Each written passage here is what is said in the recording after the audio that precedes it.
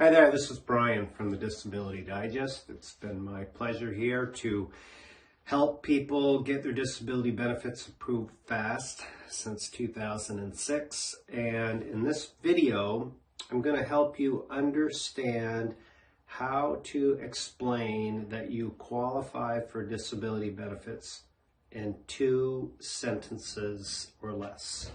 I'm going to explain the rules and how this fits into the qualification process. I'm going to show you some examples, and then at the end talk about next steps, like how you can learn more, what's your next step on this journey.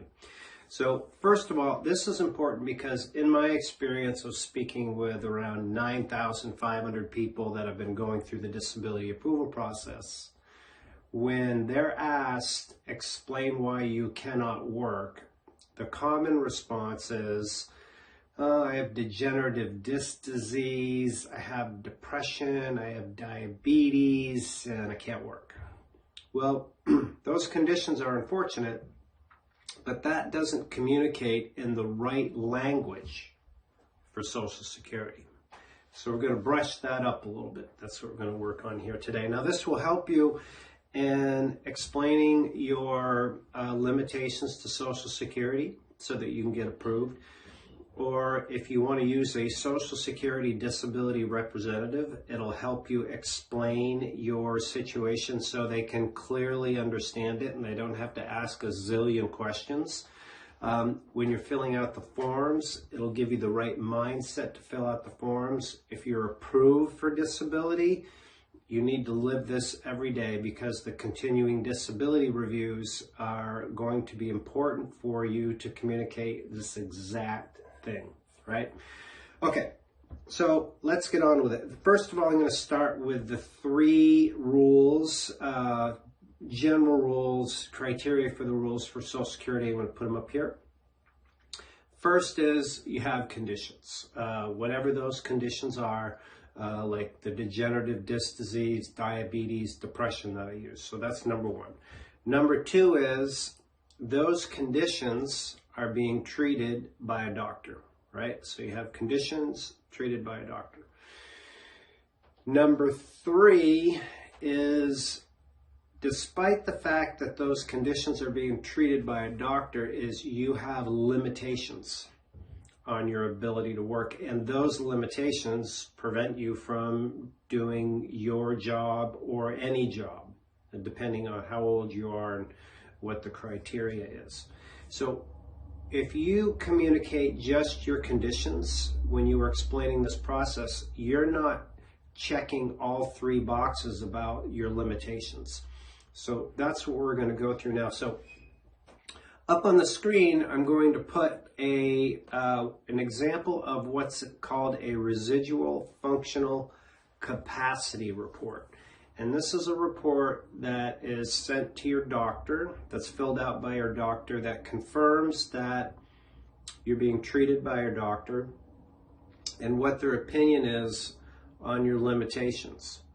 And I'm going to scroll down through some of the criteria here, and you'll see that the questions that are asked is your ability to lift, and how much you can lift, how frequently you can lift. And item 3 shows how much you can stand and or walk. Notice we're not talking about conditions. Number 4 is sitting, 5 is pushing. So think about your situation and crafting your 2-sentence statement that should be something like this. I'm not able to sit for 10 minutes. I'm not able to stand for 10 minutes. I'm not able to walk more than 25 feet without taking a break, and I need to do that assisted with a cane or a walker.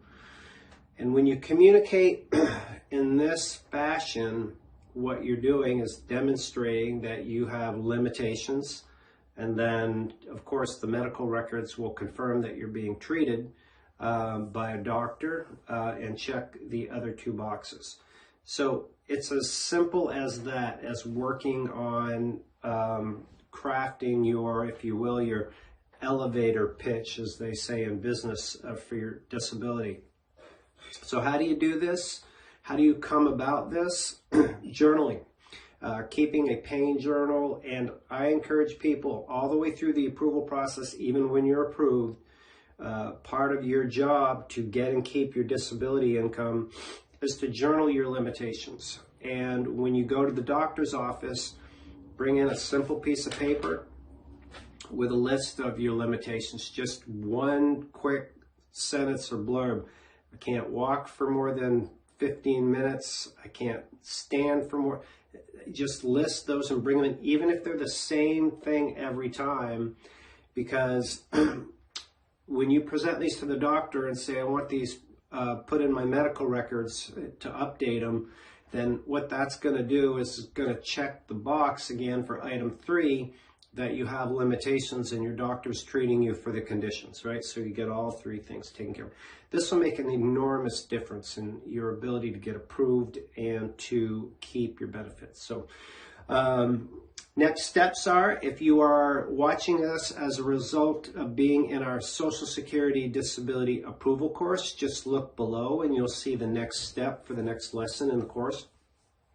If you're watching this out on social media and you're not a member here yet, we invite you to join us. There's no charge for your membership. You fill out an evaluation. We understand where you're at in the process. And if you're going through the approval process, we will talk to you and assign the disability approval course to you with a strategy to help you go forward and get approved. No charge. If you are already approved, then definitely take this lesson and look for other tips around about how to keep your benefits. And below this video will be a link to that residual functional capacity report that I had mentioned, so you can look at that and what the limitations are and build your 2-sentence statement. I hope you find this helpful in getting your disability benefits approved fast or keeping them. Make it a great day. It's been Brian Terrian. Thank you.